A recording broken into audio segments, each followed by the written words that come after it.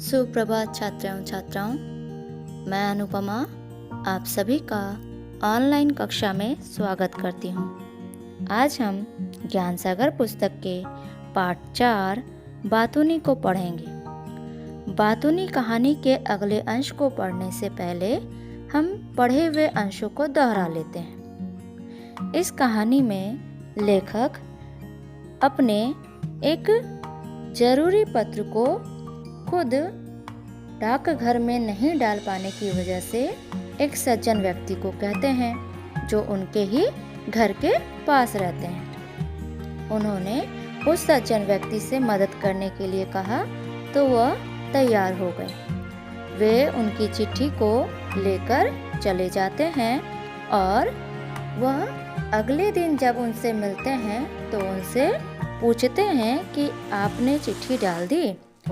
तब उस सज्जन व्यक्ति ने उन्हें बहुत लंबी चौड़ी कहानी सुनाई। उन्होंने पहले बताया कि वे चिट्ठी उनसे तो ले लिए और पहली बार आपने काम सौंपा था तो कैसे नहीं मैं आपका करता।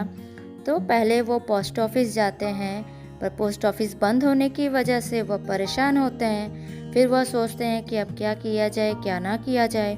तो वहाँ से निकलकर वह जब बाहर आते हैं और आगे रास्ते में बढ़ते हैं तो उन्हें साहनी मेडिकल स्टोर दिख जाता है। वहाँ पे साहनी भी बैठा हुआ रहता है जो उनका पुराना जान पहचान का व्यक्ति है। अब वो वहाँ जाते हैं तो उनसे कहते हैं कि लिफाफा है क्या। लिफाफा तो मेडिकल स्टोर में मिलता नहीं है पर फिर भी वह उनसे पूछते हैं। तो साहनी कहते हैं कि लिफाफा तो नहीं है पर टिकट है। तो वह टिकट उनसे ले लेते हैं। अब उनके पास समस्या आ गई कि वे लिफाफा कहाँ से इंतज़ाम करें। तो उन्हें राजू दिखाई देता है। राजू जो एक पुस्तकों का किताबों का एजेंट है वह उनसे लिफाफा मांगते हैं। लिफाफा वह कहते हैं कि मेरे पास तो फर्म वाला है, यानी प्रयोग किया हुआ एक लिफाफा है जिसमें पता वता पहले से लिखा हुआ है। तो वह कहते हैं सज्जन व्यक्ति कि वही लिफाफा दे दो, मैं उसी में काट कर अपना पता लिखकर इस ज़रूरी पत्र को पोस्ट ऑफिस में डाल दूंगा। वह क्या करते हैं, राजू से ही कलम लेते हैं और जल्दी से लिखकर वह भागे भागे डाकघर जाते हैं। वहाँ जाते हैं तो उनको डाकिया दिखते हैं और उनसे निवेदन करके वह उस चिट्ठी को उन तक पहुँचा देते हैं। अब कहानी के अगले अंश को पढ़ते हैं। यह मैंने बहुत संक्षेप में लिखा है। उन्होंने लगभग आधा घंटा इस विवरण में लिया। मैंने कसम खाई कि कभी इनसे कोई काम नहीं कराऊंगा, मगर जितना पाप कर चुका था उसका फल तो भुगतना ही था। मेरा काम करके उन्होंने मेरे ऊपर हमेशा के लिए अधिकार जमा लिया था। रास्ते में उनका घर पड़ता था। मैं निकलता और उन्हें दिख जाता तो वे बहुत खुश होकर मुझसे पूछते कहाँ जा रहे हैं। मैं नहीं समझ पाता कि आमतौर पर लोग क्यों पूछते हैं कि आप कहाँ जा रहे हैं। वे क्या पुलिस के आदमी हैं या खुफिया विभाग के हैं या चाचा होते हैं कि जानना चाहते हैं कि तुम कहाँ जा रहे हो। यह असल में आदमी को रोककर बात करने की भूमिका है। जिसे जल्दी जाना है वह भी होशियारी करता है, कहता है कहीं नहीं ऐसे ही और आगे बढ़ जाता है। क्या सवाल है कहाँ जा रहे हैं और क्या जवाब है कहीं नहीं ऐसे ही, मगर लोग पूछते ही हैं और लोग जवाब भी देते हैं। मैं जब रुक जाता और कहता यूं ही जरा सिविल सर्जन से मिलने जा रहा हूँ, बस वे मुझे पकड़ लेते। अच्छा, डॉक्टर गुप्ता से? वे हमारे चाचा के बड़े अच्छे दोस्त थे। नागपुर में पास बंगला था। हमारे घर आते तो मुझे गोद में लेकर खिलाते थे। मिलते हैं तो कहते हैं क्यों बेटा भूल गए, घर नहीं आते हो। वे 10-15 मिनट तक डॉक्टर गुप्ता से अपने पारिवारिक संबंध बताते। पढ़े गए अंशों को समझ लेते हैं। लेखक ने जब उस सज्जन व्यक्ति से एक चिट्ठी डलवाने के लिए आग्रह किया तो चिट्ठी तो वो डाल देते हैं, लेकिन चिट्ठी डालने के बाद जब सवाल पूछते हैं तो वह आधे घंटे तक विवरण देते हैं कि उन्होंने चिट्ठी आखिर डाला कैसे। अब लेखक परेशान हो जाते हैं। वह इस विवरण को सुनकर, इस ब्यौरे को सुनकर, इस वर्णन को सुनकर इतना परेशान होते हैं कि वे कसम खा लेते हैं कि अब इनसे कोई भी काम नहीं करवाऊंगा। मगर उनसे एक बार गलती हो चुकी है, यानी वो एक पाप कर चुके हैं, गलत काम कर लिए, उसका फल तो भुगतना ही था। इसका अर्थ क्या है कि जब भी हम अपना काम खुद से ना करके किसी और से करवाते हैं तो हमें कहीं ना कहीं उसका नुकसान भी भुगतना पड़ता है। अब यहाँ पर सज्जन व्यक्ति बहुत बातूनी है। लेखक को उनके इस प्रकार से बात करने के तरीके से उन्हें समस्या होती है। अब आप अगर किसी काम में व्यस्त होंगे, किसी काम में लगे होंगे और आपको कहीं जल्दी जाना होगा, तो कोई अगर टोक दे या रोक ले बात करने के लिए तो आपके काम का नुकसान होगा ही।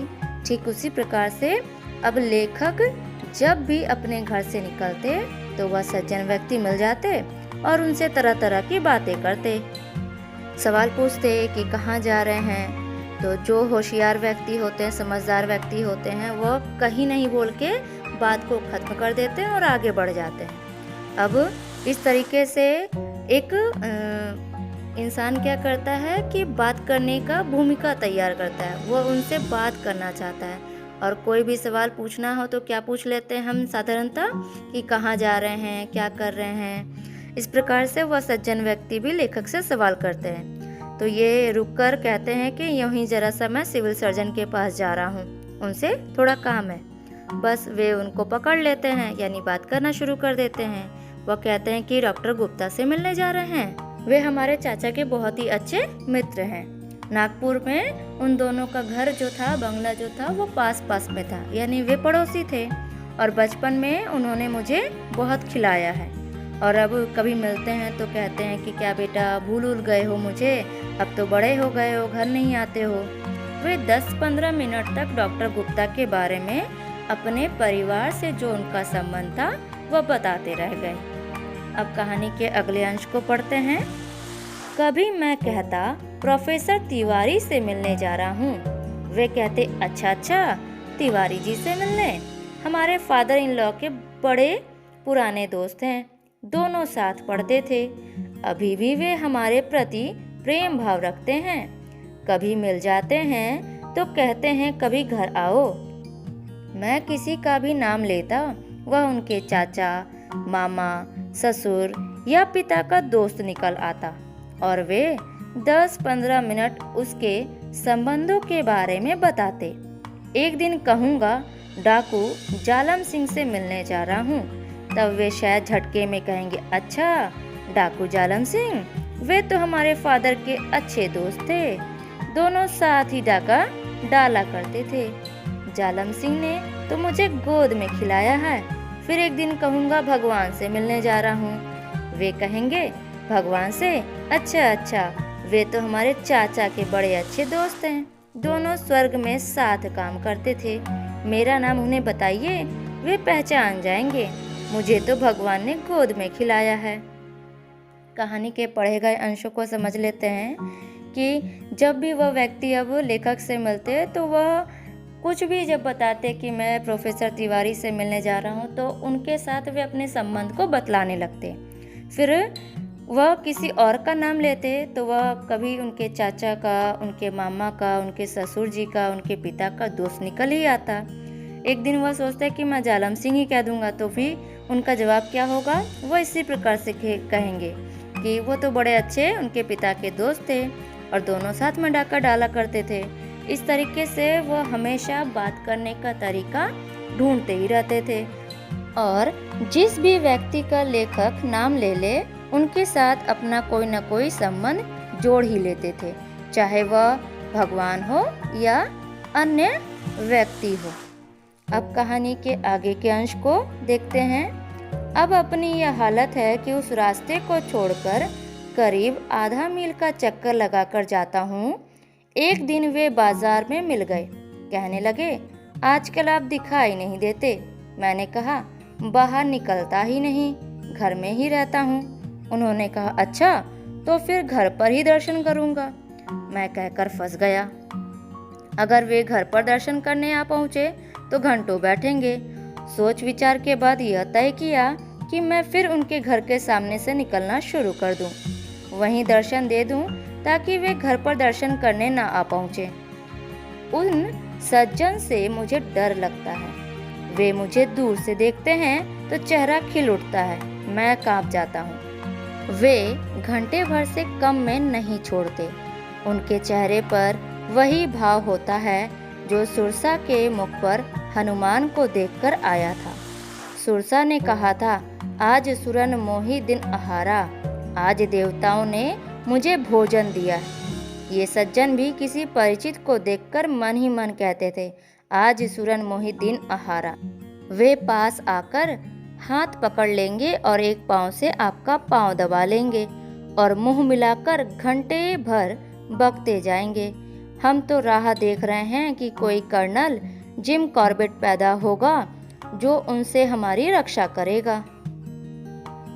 कहानी के अंतिम अंशों को समझ लेते हैं। अब लेखक की हालत ऐसी हो गई है कि वह उस सज्जन व्यक्ति से बचने के लिए अपने घर से आधा मील का चक्कर लगाकर कहीं भी जाते थे।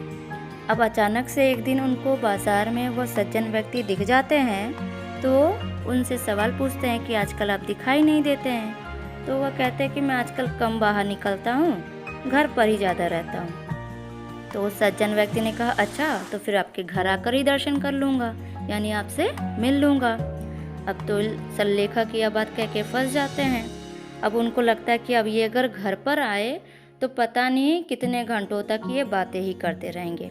इसलिए तब वे सोच विचार के बाद यह तय करते हैं कि अब वे उनके घर के सामने से ही निकलना शुरू करेंगे ताकि रास्ते में ही उनके दर्शन हो जाए और जो कुछ भी उनको बातचीत करनी हो वो रास्ते में ही कर ले, ताकि थोड़ा बहुत बहाना बना के वे आगे भी बढ़ सके। अब जब भी उस सज्जन व्यक्ति को वह देखते तो वह डर जाते, क्योंकि उनका लंबा समय वह लेने वाले हैं। लेकिन उस सज्जन व्यक्ति का चेहरा पूरी तरह से खिल उठता, यानी वे खुश हो जाते और घंटों बात करते। इस प्रकार से लेखक को बहुत ही अजीब लगता। यहाँ एक प्रसंग की चर्चा हुई है जिसमें सुरसा और हनुमान का जिक्र किया गया है।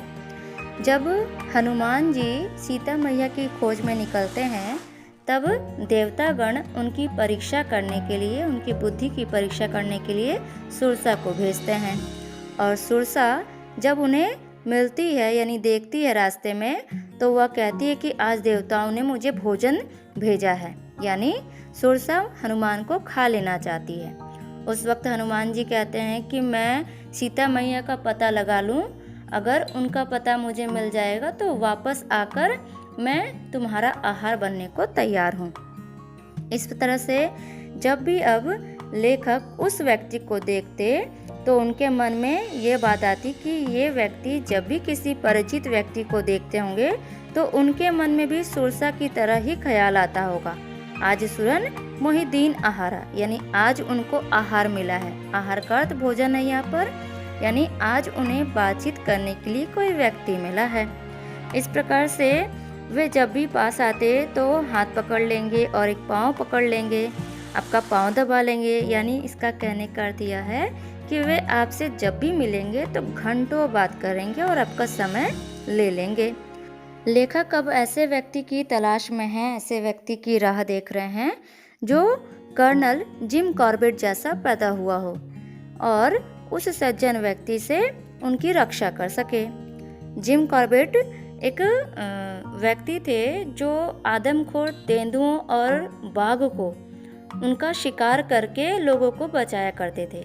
तो ऐसे ही किसी व्यक्ति के इंतज़ार में लेखक भी हैं जो उस बातूनी यानी बहुत अधिक बोलने वाले व्यक्ति से उनकी रक्षा कर सके।